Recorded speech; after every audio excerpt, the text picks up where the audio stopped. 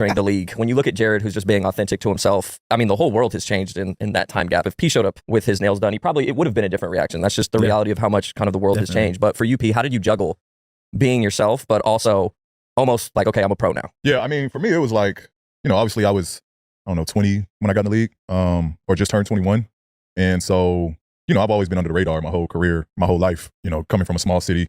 I think just growing up in that environment, like it was just everything that I've been taught, same as you. Your parents teach you and they've taught you to be this way and have manners and be respectful and stay true to yourself and just be grounded, be humble. Like all of that stuff I kind of carried over to begin with. So, when I first got to Indy, I was still like, oh, yes, sir. Or, yes, ma'am. Like, you know what I mean? Because that was just how I was raised.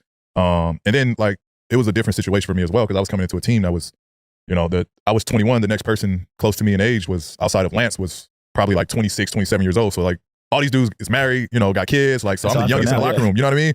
And so it was just a different dynamic of like, how do I relate, but still, you know what I mean? Just, stay in my lane as well. And how do I, find time to hang out with them or, get closer with the veterans.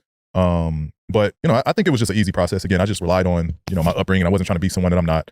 And it helped being in a small market. That way I was just honed in on basketball.